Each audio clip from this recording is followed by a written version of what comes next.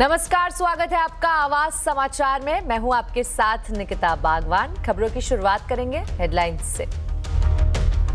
NEET paper leak मामले में NTA पहुंची सीबीआई की टीम। ईमेल, व्हाट्सएप फॉरवर्ड समेत डिजिटल सबूतों की तलाश। डीजी अभिषेक सिंह से भी होगी पूछताछ। राजस्थान, महाराष्ट्र, हरियाणा से लेकर केरल और बिहार तक फैला है paper leak network. Supreme court पहुंचा नीट यूजी पेपर लीक का मामला। याचिका में नई और स्वायत्त परीक्षा एजेंसी बनाने की मांग। हाई पेपर कमेटी करे परीक्षा प्रक्रिया की निगरानी। धान समेत 14 खरीफ फसलों के एमएसपी में 9% तक बढ़ोतरी। कैबिनेट का बड़ा फैसला। कोयले से गैस बनाने के लिए कोल गैसिफिकेशन इंसेंटिव स्कीम को भी मिली मंजूरी। प्रधानमंत्री की अपील के 72 घंटे बाद ही बढ़ा सोना चांदी की इंपोर्ट हुआ महंगा। इंपोर्ट ड्यूटी 6% से बढ़ाकर 15% करने का फैसला। अब सबकी निगाहें पेट्रोल डीजल की कीमतों पर टिकी। किफायत की अपील के बाद प्रधानमंत्री की पहल। एसपीजी काफिले को किया आधा। वर्चुअल मीटिंग्स को देंगे प्राथमिकता। योगी ने मंत्रियों की फ्लीट में 50% कटौती की। मोहन यादव और भूपेंद्र पटेल ने भी छोटा किया काफिला। आखिरी घंटे में ऊपरी स्तर से फिसला बाजार। उतार चढ़ाव के बीच सेंसेक्स निफ्टी फ्लैट बंद। Mid cap small cap index बढ़त पर बंद। मेटल, डिफेंस, पीएसई शेयरों में खरीदारी। तेल, गैस, इंफ्रा, एनर्जी इंडेक्स बढ़त पर बंद। आज से अमेरिकी राष्ट्रपति डोनाल्ड ट्रंप का चीन दौरा। शी जिनपिंग के साथ व्यापार, रेयर अर्थ मिनरल और एआई पर होगी बातचीत। ईरान युद्ध और ताइवान पर चर्चा संभव। ट्रंप की टीम में एलन मस्क, टीम कुक जैसे कारोबारी दिग्गज भी शामिल।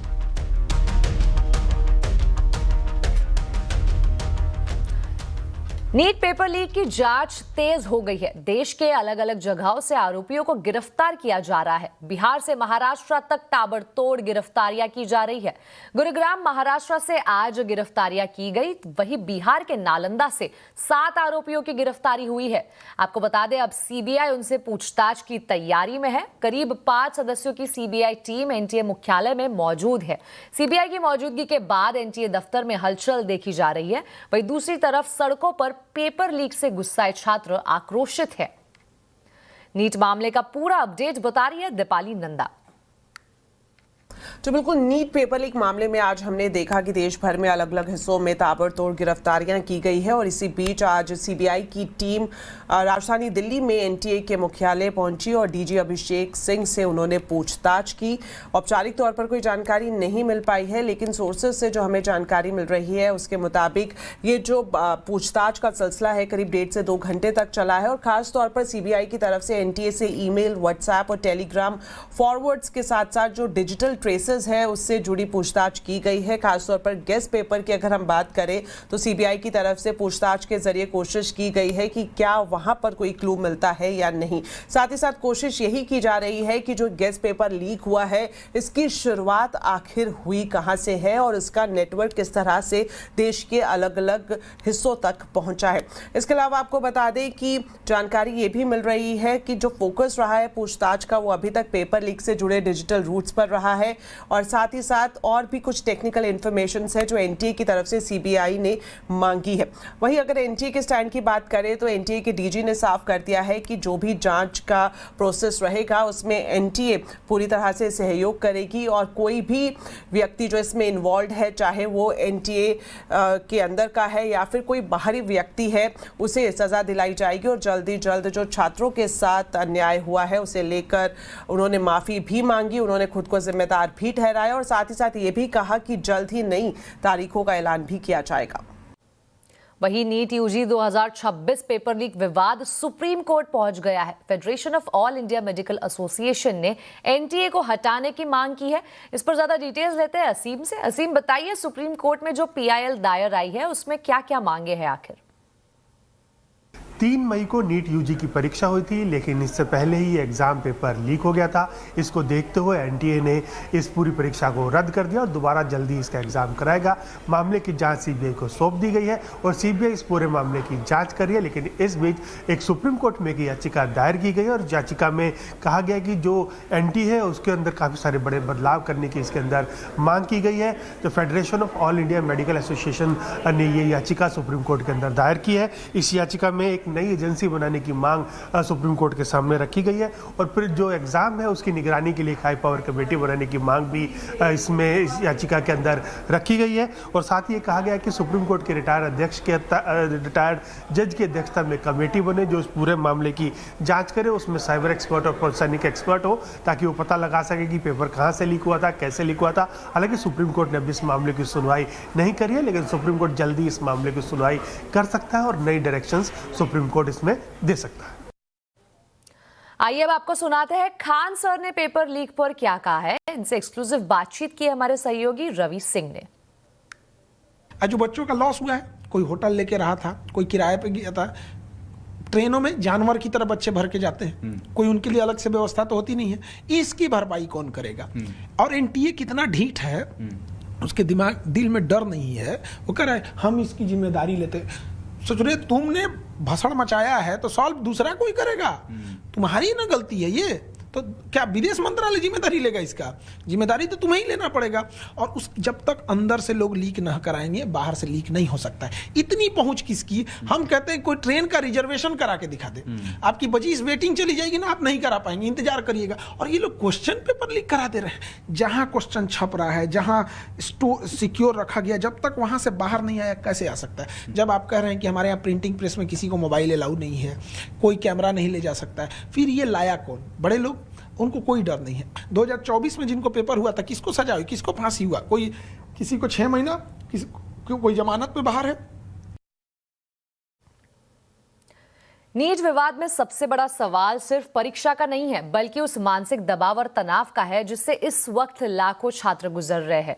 तो इस समय बच्चों को मन में ये सवाल है कि कैसे तनाव को कम करना चाहिए। इसी पर करेंगे चर्चा 5:57 पर सिर्फ कंज्यूमर अड्डा में।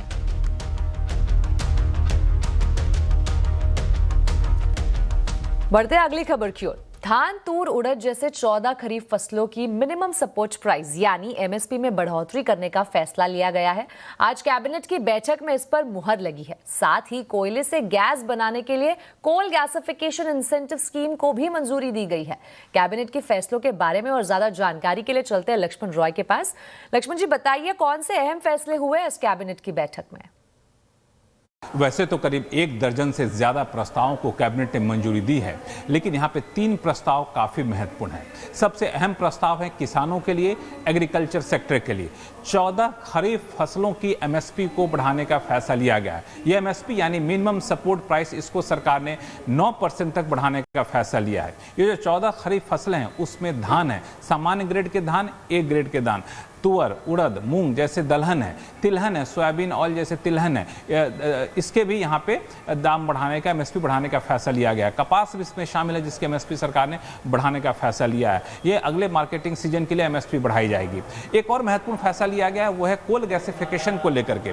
दरअसल सरफेस कोल और लिग्नाइट जो होता है उसका गैसिफिकेशन किया जाएगा और उससे मेथनॉल, यूरिया जैसे केमिकल भी बनाए जाएंगे और इससे क्या होगा, घरेलू कोल का इस्तेमाल होगा और यूरिया इंपोर्ट पर निर्भरता यहाँ पे कम होगी, केमिकल इंपोर्ट पर निर्भरता कम होगी। और सरकार का लक्ष्य है कि 2030 तक 100 मिलियन टन कोल गैसिफिकेशन की क्षमता यहाँ पे पूरी की जाए। एक घरेलू कोयला उत्पादन करने वाली कंपनियों के लिए अच्छी खबर मानी जा रही है और साथ ही साथ आत्मनिर्भरता की तरफ भी अच्छी खबर मानी जा रही है। तीसरा एक महत्वपूर्ण फैसला लिया गया है, अहमदाबाद के लोगों के लिए अच्छी खबर है। धोलेरा में एक हाई स्पीड मेट्रो लाइन के डबल लाइन को मंजूरी दी गई है। करीब 134 किलोमीटर की लाइन है अहमदाबाद से धोलेरा, इसको भी कैबिनेट ने यहां मंजूरी दी है। चलिए अब आपको बता दें, पश्चिम एशिया संकट के बीच प्रधानमंत्री नरेंद्र मोदी का ऊर्जा बचत और आर्थिक आत्मसंयम का संदेश अब पूरे देश में एक जन आंदोलन का रूप लेता दिख रहा है। खुद अपने काफिले में 50% कटौती कर पीएम मोदी ने लीड बाय एग्जाम्पल की मिसाल पेश की है। तो वही अब केंद्र से लेकर राज्यों तक यही सोच जमीन पर उतरती नजर आ रही है।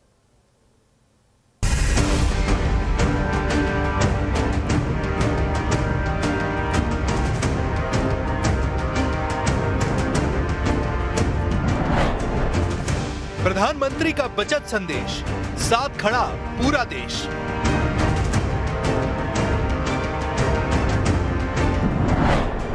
पीएम के लीड बाय एग्जाम्पल मॉडल को राज्यों ने अपनाया।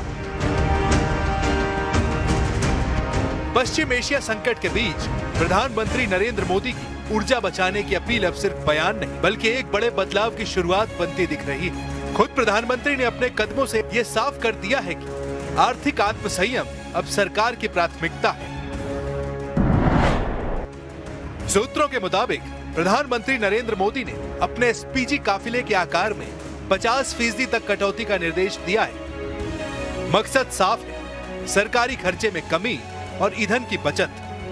खास बात यह है कि सुरक्षा से कोई समझौता किए बिना यह फैसला लागू किया जा रहा है।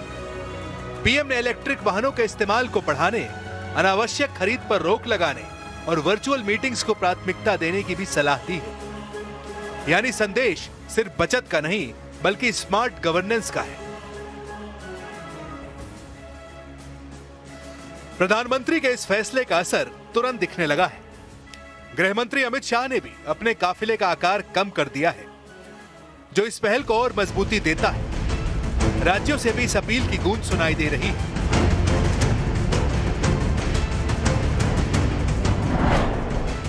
उत्तर प्रदेश के मुख्यमंत्री योगी आदित्यनाथ ने मंत्रियों के काफिले में 50% कटौती का आदेश दिया है। वहीं मध्य प्रदेश के मुख्यमंत्री मोहन यादव अपने काफिले को 13 से घटाकर 8 गाड़ियों तक सीमित कर दिया है। दिल्ली, गुजरात, राजस्थान, महाराष्ट्र और हरियाणा जैसे राज्यों में ईंधन बचत के लिए ठोस कदम उठाए जा रहे हैं। कहीं कारपूलिंग, कहीं पब्लिक ट्रांसपोर्ट तो कहीं हवाई यात्रा पर नियंत्रण। माननीय हमारे देश के यशस्वी प्रधानमंत्री नरेंद्र मोदी जी ने कई विषयों पर गाइडलाइन दी है। हम सभी मुख्यमंत्री उस गाइडलाइन को पूरा कर रहे हैं, हमारे मंत्रिमंडल के साथी उसको पूरा कर रहे हैं और उसको लेकर के हम सभी ने निर्देशित किया है कि कम गाड़ियां चलेंगी, जितनी आवश्यकता है उतना करेंगे। राज्यों की इस पहल का असर अब जमीनी स्तर पर भी दिख रहा है। गुजरात में मुख्यमंत्री भूपेंद्र पटेल कम गाड़ियों के साथ कार्यक्रमों में पहुंच रहे हैं, तो दिल्ली में मंत्री कपिल मिश्रा मेट्रो में सफर करते नजर आए हैं। में निर्देश दिए गए कि सभी लोग न्यूनतम सरकारी गाड़ियों का इस्तेमाल करेंगे और ज्यादा से ज्यादा सार्वजनिक परिवहन का इस्तेमाल करेंगे। और मुख्यमंत्री महोदया ने स्वयं भी अपना जो उनके साथ गाड़ियां चलती थी, जबकि उनके ऊपर हमला भी हुआ है और उनको विशेष सुरक्षा प्रदान की गई है, उसके बावजूद भी उन्होंने अपनी गाड़ियों को 12 गाड़ियां चलती थी, केवल 4 गाड़ियां ही चले, ऐसा निर्णय लिया है। यही नहीं, जबलपुर में हाईकोर्ट जस्टिस डीडी बंसल और औरंगाबाद में जिला जज राजीव रंजन कुमार अपनी सरकारी गाड़ी छोड़कर साइकिल से कोर्ट पहुंचे। साफ है, प्रधानमंत्री मोदी का लीड बाय एग्जाम्पल मंत्र अब पूरे सिस्टम में दिखने लगा है, जहां अपील अब एक्शन में बदल रही है और सादगी ही नहीं नीति बनती जा रही है। और आवाज अड्डा में आज हम पीएम मोदी की किफायती पहल के असर पर चर्चा कर रहे हैं। मोदी की पुकार कितनी असरदार, जरूर जुड़िए शाम 7:57 पर। प्रधानमंत्री की अपील के 72 घंटे बाद ही सोना चांदी का इंपोर्ट महंगा हो गया। सरकार ने बीती रात नोटिफिकेशन जारी करते हुए इंपोर्ट ड्यूटी 6% से बढ़ाकर 15% करने का फैसला लिया है। अब सबकी निगाहें पेट्रोल डीजल की कीमतों पर टिकी हुई है। क्या है पूरी खबर, जानते हैं लक्ष्मण रॉय से। लक्ष्मण जी बताइए, क्या है पूरी खबर?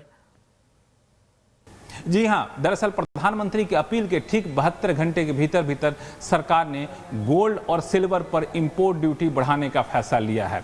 गोल्ड और सिल्वर पर इंपोर्ट ड्यूटी है जो अभी 6% थी, वो बढ़ करके अब 15% हो गई है। जो 6% की ड्यूटी थी, इसमें 2 शामिल थे ड्यूटी। एक बेसिक कस्टम ड्यूटी जो 5% की थी, उसको बढ़ा करके 10% करने का फैसला लिया गया है। और जो एग्रीकल्चर इंफ्रास्ट्रक्चर डेवलपमेंट सेस पहले 1% का लगता था, उसे बढ़ा करके 5% का किया गया है। यानी अब कुल मिलाकर गोल्ड या सिल्वर को इंपोर्ट करता है तो पहले जहां उसे 6% की ड्यूटी देनी पड़ती थी, अब 6% नहीं 15% की ड्यूटी देनी पड़ेगी और बीती आधी रात से लागू हो गया है। इतना ही नहीं, ईवेई से जो रियायती दरों पर कम इंपोर्ट ड्यूटी चुकाकर जो गोल्ड आते थे, उस पर भी सरकार ने इंपोर्ट ड्यूटी बढ़ाने का फैसला लिया है। ये ऐसे समय में किया गया जब 3 दिन पहले प्रधानमंत्री ने अपील की थी कि गोल्ड खरीदना आप 1 साल के लिए बंद कर दीजिए। उस अपील के बाद सरकार ने यह कदम उठाया है ताकि गोल्ड इंपोर्ट कम हो सके। गोल्ड इंपोर्ट होता है तो विदेशी मुद्रा बाहर जाता है और सरकार अभी नहीं चाहती कि विदेशी मुद्रा बाहर जाए। अब सबकी निगाहें इस बात पर टिकी है। प्रधानमंत्री की दूसरी जो अपील थी कि पेट्रोल डीजल की खपत कम करिए, तो क्या ऐसे ही पेट्रोल डीजल के दाम भी बढ़ाए जा सकते हैं क्या? इसकी अटकलें काफी ज्यादा तेज हो गई हैं। शुक्रिया लक्ष्मण जी इस पूरी जानकारी के लिए। ऐसा बहुत ही कम देखने को मिलता है कि अंतर्राष्ट्रीय बाजार में गोल्ड का रेट हाई चल रहा हो और उसकी तुलना में भारत में सोना सस्ता बिक रहा है। आखिर ऐसा क्यों हो रहा है और आगे लोग सोना खरीदारी कितनी कम करेंगे, ये जानने के लिए हमारे संवाददाता केतन जोशी ने Indian Boolean and jewellers association के डायरेक्टर से खास बातचीत की। IBJA के डायरेक्टर वासुभाई पारकर इस वक्त हमारे साथ है। वासुभाई, बताइए, प्रधानमंत्री ने जो अपील की थी उनका इंडियन गोल्ड और बुलियन मार्केट में क्या असर दिख रहा है? देखिए, हमारे प्रिय मोदी साहब ने जब ये अपील की ना, तो लोगों ने इसको सीरियसली लिया है। और ट्यूसडे रात को गोल्ड की ड्यूटी गवर्नमेंट ने बढ़ा दी थी, जो ऑलमोस्ट 2.5 गुना हो गई है। तो आज की क्या स्थिति है? सर, आज की ये स्थिति है कि गोल्ड है वो ज्यादा डिस्काउंट में चला गया है, तो मार्केट में उसका कोई डिमांड नहीं है, मार्केट उसको इग्नोर कर रहा है। मतलब भारत में $100 सस्ता मिल रहा है और ये ऑन्स में होगा। आपने जो ये रेट बताया $100 to $198, या ये $100 यानी पर आउंस का रेट है। ऑलमोस्ट 2.25% डिस्काउंट में MCX में मिल रहा है, तो ये डेफिनेटली उसमें फर्क आएगा। मेरे ख्याल से 50-60% कम ही लोग लेने जाएंगे और मैरिज में कैसा होता है वो अभी आगे देखा जाएगा। मगर बहुत ये साल उम्मीद से जितना लोगों को ज्वेलरी है वो डेफिनेटली बहुत कम होगा, ऐसा दिख रहा है।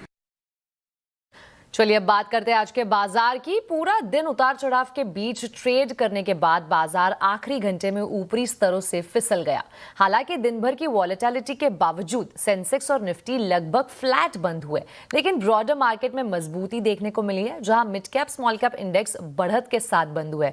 कैसे रहा आज के बाजार का हाल, बता रहे हैं आशीष चतुर्वेदी।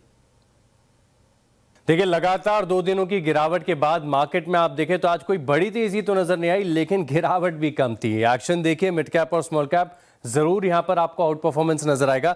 हालांकि निफ्टी बैंक इसमें थोड़ी सी गिरावट, सेंसेक्स और निफ्टी यहां पर देखें तो मामूली से एक्शन के साथ बंद हुए, लेकिन स्टॉक स्पेसिफिक एक्शन आप देखें तो मार्केट में भरपूर देखने को मिला। सबसे पहले देख लेते हैं निफ्टी के बढ़ने वाले शेयर। तो टाटा स्टील, हिंडाल्को, अदानी एंटरप्राइजेज 4% चला और साथ में एशियन पेंट्स, पूरा तबका ऐसा था पेंट वाला जहां पर आपको बड़े मूव नजर आए। अब गिरने वाले शेयरों की बात कर लेते हैं तो यहां पर इन्फोसिस है, IT स्टॉक्स में लगातार गिरावट है। पावर ग्रिड, M&M और आयशर मोटर्स हल्की सी गिरावट यहां पर आपको नजर आई। और पूरी मार्केट की तस्वीर को समझनी है ना आपको, तो एक बार मैं पूरे सेक्टर का हाल आपके सामने रख देता हूं, इससे समझ में आएगा। अब आप नजर रखिए सबसे ज्यादा मेटल्स पर, बहुत बड़े मूव्स यहां पर आपको नजर आए। डिफेंस में अच्छी खरीदारी देखने को मिली, कैपिटल मार्केट है, पूरी एनर्जी की बास्केट, लेकिन IT में लगातार गिरावट, रिवर्स गियर में चल रहे हैं। ऑटो स्टॉक्स, बैंक की बात हमने की, फाइनेंशियल्स में थोड़े बहुत मिक्स्ड एक्शन यहां पर देखने को मिले। FMCG है, लेकिन अगर आप सेक्टर के एक्शन को समझना चाहें ना तो आज आप फोकस करिएगा आज के एक्शन में सिर्फ मेटल्स पर, क्योंकि बहुत बड़े ब्रेकआउट नजर आए। चाहे आप कॉपर के स्टॉक्स देखें, स्टील के स्टॉक्स देखें, इन सब में बड़ी रैली यहां पर देखने को मिली। वहीं ज्वेलरी स्टॉक्स में आप देखें तो काफी हद तक आज आपको मिक्स्ड एक्शन नजर आया। तो बर्जर पेंट्स के शानदार नतीजों के बाद पेंट शेयरों पर हरा रंग चढ़ा हुआ है। पेंट शेयरों में क्यों है आखिर ये तेजी, बता रही है नुपुर जैन कुनिया। यहाँ पे नतीजे तो काफ़ी अच्छे थे बर्जर पेन के, और उसके बाद मैनेजमेंट ने बर्जर पेन की कमेंट्री दी, FY27 का गाइडेंस दिया और साथ ही साथ इंडस्ट्री आउटलुक भी दिया, जिसकी वजह से सारे के सारे पेंट स्टॉक्स आज फोकस में। कंपनी का रेवेन्यू ग्रोथ देखे तो 6% रही, Q4 में मुनाफा 28% से बढ़कर आते हुए दिखा। कामकाजी लेवल पे मुनाफा देखे तो 13% की ग्रोथ थी और मार्जिन में भी 100 बेसिस पॉइंट का इंप्रूवमेंट, ऑलमोस्ट 17% मार्जिन पहुंचते हुए नजर आए। अब क्या कहा मैनेजमेंट ने FY27 के लिए, तो वो काफ़ी इंपॉर्टेंट है। वॉल्यूम ग्रोथ देखे तो करीबन 12% यहाँ पर आती हुई दिखी है। मैनेजमेंट ने गाइडेंस दी है FY27 में मिड टीन रेवेन्यू ग्रोथ देखने को मिल सकती है और इसको सपोर्ट मिलेगा वॉल्यूम ग्रोथ से। हाई सिंगल डिजिट की वॉल्यूम ग्रोथ यहाँ पर लेके चल रहे हैं मैनेजमेंट। साउथ इंडिया पर काफ़ी बड़ा फोकस यहाँ पे आते हुए नजर आ रहा है। FY27 में 12,000 नए टिंटिंग मशीन जोड़ने का लक्ष्य, तो मैन्युफैक्चरिंग कैपेसिटी भी यहाँ पर बढ़ती हुई दिखेगी। और इन सबसे ऊपर मैनेजमेंट का कहना है कि आधे से 5% तक की मार्केट शेयर यहाँ पे बर्जर पेंट के लिए बढ़ने की उम्मीद उम्मीद है FY27 में। ये सब तो कहा ही मैनेजमेंट ने बर्जर पेंट के लिए, लेकिन पूरी इंडस्ट्री के लिए क्या पॉजिटिव है? मैनेजमेंट का कहना है कि अप्रैल में ऑलरेडी प्राइस हाइक हो चुकी है और मई में 2 बार और प्राइस हाइक होती हुई नजर आएगी। जिस हिसाब से क्रूड के प्राइसेस है पूरा का पूरा ऑफसेट प्राइस हाइक से हो जाएगा, तो मार्जिन्स पर कोई भी इम्पैक्ट नहीं होगा। तो ये पॉजिटिव खबर एशियन पेंट पर भी लगती है और साथ ही साथ जो दूसरे पेंट स्टॉक्स है उसके लिए भी आती हुई दिखी है। अब तक 11 से 12% तक कीमतें बढ़ चुकी है और जल्दी एक और प्राइस हाइक कंपनी लेती हुई नजर आएगी। सबसे इंटरेस्टिंग बात ये निकल के आई, जो नया कॉम्पिटिटर के मुकाबले जो प्राइस कॉम्पिटिशन फिलहाल देखने को मिल रहा था उसका दबाव अब कम हो चुका है और इंडस्ट्री में प्राइस इंटेंसिटी जो है वो कम होती हुई नजर आ रही है और यही चीज है जो बाजार को सारे पेंट स्टॉक्स के लिए पसंद आ रही है। पीएम मोदी ने 2047 तक देश को विकसित भारत और $30 ट्रिलियन की इकोनॉमी बनाने का लक्ष्य रखा है। ये महज एक सपना नहीं बल्कि नए भारत की हुंकार है। ग्लोबल लीडरशिप के इस महालक्ष्य का ब्लूप्रिंट सिर्फ इरादों से नहीं बल्कि एक ठोस रोड मैप से साकार होगा। इसी रोड मैप को दिशा देने के लिए CNBC आवाज लेकर आ रहा है देश की सबसे बड़ी आर्थिक महापंचायत, भारत इकोनॉमिक संवाद, विकसित भारत का रोड मैप। इस भव्य मंच पर जुटेंगे देश के टॉप पॉलिसी मेकर्स, नामचीन अर्थशास्त्री और दिग्गज इंडस्ट्री लीडर्स जो मिलकर लिखेंगे इंडिया की ग्रोथ स्टोरी का अगला सुनहरा अध्याय। एक मंच, एक विजन। देखिए भारत इकोनॉमिक संवाद 26 मई को सुबह 10:30 बजे से सिर्फ CNBC आवाज पर।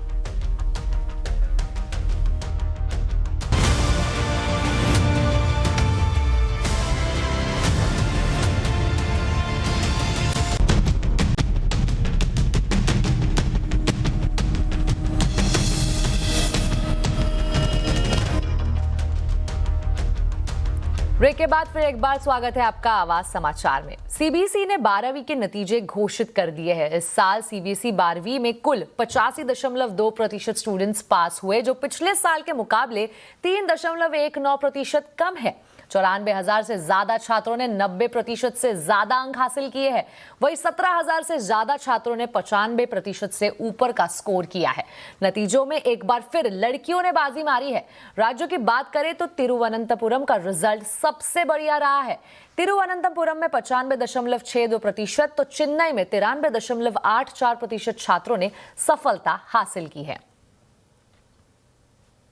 बढ़ते अगली खबर की ओर। NCR के लोगों के बीच लंबे समय से एक सवाल बना हुआ है, दिल्ली एयरपोर्ट से सफर सस्ता पड़ेगा या फिर नोएडा एयरपोर्ट से। नोएडा इंटरनेशनल एयरपोर्ट से उड़ानों की घोषणा के बाद इस चर्चा ने और जोर पकड़ लिया। अब इस सवाल का जवाब काफी हद तक साफ होता दिख रहा है, क्योंकि नोएडा एयरपोर्ट के यूजर डेवलपमेंट फीस यानी UDF का निर्धारण हो गया है। आखिर यात्रियों की जेब पर कितना असर पड़ेगा, बता रहे संवाददाता रोहन सिंह। जी, एयरपोर्ट टैरिफ रेगुलेटर एरा ने अगले 5 सालों के लिए नोएडा इंटरनेशनल एयरपोर्ट के टैरिफ की घोषणा की है, जिसमें कि UDF जो कि पैसेंजर को देना होता है वो भी शामिल है। और अगर आप दिल्ली एयरपोर्ट से कंपेयर करें तो ये कई मामलों में लगभग 4 गुना तक है। उदाहरण के लिए अगर आप जो डिपार्चर पैसेंजर्स होते हैं डोमेस्टिक में, उनके लिए 490 रुपए का UDF डिसाइड किया गया है। वही अगर आप दिल्ली से कंपेयर करें तो ये सिर्फ 129 रुपए है। ठीक इसी तरह से जो डोमेस्टिक अराइवल पैसेंजर्स हैं, इन्हें 210 रुपए UDF देना पड़ेगा, जबकि दिल्ली में ये संख्या सिर्फ 56 रुपए की है। इंटरनेशनल डिपार्चर की अगर बात करें तो 980 रुपए रखा गया है, दिल्ली में ये 650 रुपए से शुरू होता है। इंटरनेशनल अगर अराइवल की बात करें तो ये 420 रुपए रखा गया है, दिल्ली में ये 275 रुपए से शुरू होता है। तो अधिकतर मामलों में जो नोएडा का UDF है वो दिल्ली से काफी ज्यादा है और इसी का असर जो हवाई किराए हैं उस पर भी दिख रहा है। कुछ इंपॉर्टेंट डेस्टिनेशंस का हमने कंपैरिजन किया, 30 जून की तारीख हमने कंपैरिजन के लिए चुनी, तो उसमें अगर आप देखें तो दिल्ली से अगर मुंबई की 30 जून की जो फ्लाइट है वो लगभग 5500 रुपए की है, नोएडा से यही फ्लाइट आपको 6500 रुपए की पड़ रही है। कोलकाता के लिए 5000 रुपए से शुरू होती है दिल्ली की फ्लाइट, नोएडा से यही फ्लाइट आपको लगभग 6200 में पड़ रही है। बैंगलोर से अगर आप दिल्ली से जाना चाहें तो यहाँ लगभग 6500 की आपको टिकट मिल रही है, तो नोएडा से भी लगभग उतना ही यहाँ पे टिकट आपको दिख रहा है। वहीं अगर हैदराबाद की बात करें तो दिल्ली से अगर आप जाते हैं तो 5000 की आपको टिकट मिल रही है, वहीं अगर नोएडा से जाते हैं तो 6129 रुपए की आपको फ्लाइट मिनिमम देखने को मिल रही है। तो अधिकतर मामलों में लगभग 25% तक का डिफरेंस है दिल्ली और नोएडा में, और नोएडा साफ तौर पे अब ज्यादा महंगा ऑप्शन दिख रहा है यहाँ पे। अब पीएफ का पैसा निकालना पहले से कई ज्यादा आसान होने जा रहा है। इसी महीने से आप चंद मिनटों में यूपीआई और एटीएम से प्रोविडेंट फंड का पैसा निकाल सकेंगे। सूत्रों के मुताबिक श्रम मंत्रालय मई महीने के आखिर में ईपीएफओ 3.0 रिफॉर्म को लॉन्च कर सकता है, जिसके तहत ये बड़ी सुविधा सब्सक्राइबर्स को मिलेगी। पूरी खबर जानते हैं दीपाली नंदा से। दीपाली, बताइए। देखिए, मौजूदा वक्त में अगर आपको अपने प्रोविडेंट फंड अकाउंट से पैसा निकालना है तो कई दिनों का वक्त इसमें लगता है, डॉक्यूमेंटेशन का वक्त होता है, लेकिन अब ये सुविधा चंद मिनटों में आपको मिलने वाली है। ईपीएफओ रिफॉर्म्स 3.0 की शुरुआत जल्द होने वाली है और सोर्सेज से हमें ये एक्सक्लूसिव जानकारी मिल रही है कि इसी महीने यानी कि मई के आखिर में यूपीआई और एटीएम से आप अपना प्रोविडेंट फंड का पैसा निकाल पाएंगे। सोर्सेज हमें ये भी कह रहे हैं क्योंकि ये बहुत बड़ा डिजिटल रिफॉर्म है ईपीएफओ में और सब्सक्राइबर को एक बड़ी सुविधा देने जा रहा है, तो सोर्सेस हमें जानकारी दे रहे हैं कि प्रधानमंत्री खुद इसे लॉन्च कर सकते हैं। साथ ही साथ आपको बता दूं कि इसके लिए, इस पूरी प्रक्रिया को और ज़्यादा सरल बनाने के लिए एक ईपीएफओ कि डेडिकेटेड मोबाइल एप्लीकेशन को भी लॉन्च किया जा सकता है। अभी की बात करें तो इस तरह की कोई भी डेडिकेटेड मोबाइल एप्लीकेशन ईपीएफओ की नहीं है और उसी मोबाइल एप्लीकेशन के जरिए आप यूपीआई और एटीएम विड्रॉल की सुविधा को हासिल कर सकेंगे। जल्दी से बता देती हूं कि पूरा प्रोसेस क्या रहेगा। तो इसके लिए ज़रूरी होगा कि कोई भी सब्सक्राइबर है उसे अपना यूएएन नंबर ईपीएफओ की नई एप्लीकेशन से लिंक करना ज़रूरी होगा और उससे पहले ये भी वेरीफाइड करना ज़रूरी होगा कि केवाईसी और आधार के साथ साथ आपका बैंक अकाउंट वेरीफाइड हो। जब ये समाप्त हो जाएगी प्रक्रिया, उसके बाद आपको पीएफ विड्रॉल के ऑप्शन में जाना है। वहां पर जाकर आपको जितना भी पैसा चाहिए आप उस कैटेगरी के हिसाब से चुन सकते हैं। जो कैटेगरीज आपको मिलेंगी उसमें इमरजेंसी, मेडिकल, एडवांस या फिर फुल विड्रॉल जैसे विकल्प मिलेंगे और ये पूरा प्रोसेस सिंप्लीफाई कर दिया जाएगा आधार ओटीपी ऑथेंटिफिकेशन के जरिए। और ऑथेंटिकेशन जैसे ही आपका सफल होगा तो सीधा जो लिंक्ड बैंक अकाउंट है या फिर जो आपका यूपीआई हैंडल है उसमें पीएफ की राशि क्रेडिट हो जाएगी। शुक्रिया दीपाली इस पूरी जानकारी के लिए। एमएसएमई और माइक्रो यूनिट एक्सपोर्टरों के लिए सरकार जल्द खास स्कीम ला सकती है। सूत्रों के मुताबिक इसके तहत विदेशों में एक्सपोर्ट के लिए जरूरी रेगुलेटरी अप्रूवल और सर्टिफिकेशन का खर्च सरकार उठाएगी, यानी छोटे एक्सपोर्टरों को अपनी जेब से ज्यादा खर्च नहीं करना पड़ेगा। इस खबर पर ज्यादा जानकारी दे रहे हैं आलोक प्रियदर्शी। बिल्कुल, देखिए, छोटे मैन्युफैक्चरर्स और एमएसएमई एक्सपोर्टरों के लिए सरकार एक बड़ी स्कीम्स लेकर आ रही है। सीएनबीसी आवाज को सूत्रों से जानकारी मिली है कि सरकार जितना भी रेगुलेटरी अप्रूवल और सर्टिफिकेशन का खर्चा होगा वो खुद उठाएगी। दरअसल अभी विदेशों में एक्सपोर्ट करने के लिए जो छोटे कारोबारी होते हैं उनको कई मोर्चे पर दिक्कतों का सामना करना पड़ता है। इसमें सबसे बड़ा जो खर्च होता है वो रेगुलेटरी अप्रूवल्स या सर्टिफिकेशन का होता है, क्योंकि हर कंट्री अपने अपने मानकों के हिसाब से इस तरह के रेगुलेशन या सर्टिफिकेशन चाहती हैं, लिहाजा उसमें काफ़ी पैसा खर्च होता है। ऐसे में सरकार इस स्कीम के तहत ये सभी खर्चों को वहन करेगी और ख़ासतौर से जो माइक्रो और एमएसएमई एक्सपोर्टर्स हैं उनको इसका बड़ा फ़ायदा होगा। इसकी पहुंच देश के हर ज़िले तक पहुंचाने के लिए सरकार करीब 1000 युवाओं को भर्तियां भी करेगी और इन युवाओं के ज़रिए तमाम स्कीम का जो डिटेल्स है इन कारोबारियों तक पहुंचाया जाएगा और ये युवा जितने भी भर्तियां कराई जाएगी उसके ज़रिए जितने भी खर्च होंगे उसको रिडीम किया जाएगा और एमएसएमई एक्सपोर्टर्स और जो माइक्रो एक्सपोर्टर्स होते हैं, माइक्रो मैन्युफैक्चरर्स होते हैं, उनके उत्पादों को विदेशों में किस तरह से पहुंचाया जाए, उनके एक्सपोर्ट को किस तरह से बढ़ावा जाए, ये सब गाइडेंस ये इस जो भर्तियां की जा रही हैं, जो नोडल ऑफिसर बनाए जा रहे हैं, उनके ज़रिए भी की जाएगी। अब आपको बता दें, अमेरिकी राष्ट्रपति डोनाल्ड ट्रंप आज से चीन के दौरे पर है। ट्रंप की 8 साल बाद अपने दूसरे टर्म में ये पहली चीन यात्रा होगी। ट्रंप आज से 15 मई तक बीजिंग में रहेंगे। उनके साथ दौरे में एलन मस्क, टीम कुक और बोइंग के सीईओ सहित 17 बड़े अमेरिकी दिग्गज कारोबारी भी शामिल है। रिपोर्ट्स के मुताबिक चीनी राष्ट्रपति शी जिनपिंग और ट्रंप के बीच गुरुवार और शुक्रवार को अलग अलग दौर की बातचीत होगी। दोनों नेताओं के बीच व्यापार, Taiwan, rare earth minerals, AI और ईरान युद्ध जैसे मुद्दों पर चर्चा होने की संभावना है। चीनी राष्ट्रपति शी जिनपिंग बीजिंग के great hall of the people में ट्रंप के सम्मान में एक भव्य स्टेट डिनर भी देंगे। इस दौर में 9 लाख करोड़ रुपए से ज्यादा का बोइंग विमान सौदा होने की भी उम्मीद जताई जा रही है। दोनों देश ट्रेड वॉर के तनाव को कम करने और ट्रेड टैरिफ पर बातचीत करेंगे। ईरान युद्ध और तेल, अमेरिका चाहता है कि चीन ईरान से तेल खरीदना बंद करे ताकि ताकि तेहरान पर दबाव बनाया जा सके। ईरान जंग के बीच ये मुद्दा सबसे संवेदनशील है। ट्रंप ने चीन दौरे पर रवाना होने से पहले शी जिनपिंग की खुलकर तारीफ की है और कहा है कि बहुत रोमांचक यात्रा होने वाली है। Well, I think number one, we're going to have a long talk about it. I think he's been relatively good, to be honest with you. You look at the blockade, no problem. They get a lot of their oil from that area. We've had no problem, and he's been a friend of mine. He's been somebody that we get along with, and I think you're going to see that good things are going to happen. This is going to be a very exciting trip. A lot of good things are going to happen. इसी के साथ आवाज समाचार में अभी के लिए इतना ही। आप देखते रहे CNBC आवाज और अपडेटेड रहे खबरों पर हमारे सोशल मीडिया हैंडल्स के जरिए। नमस्कार।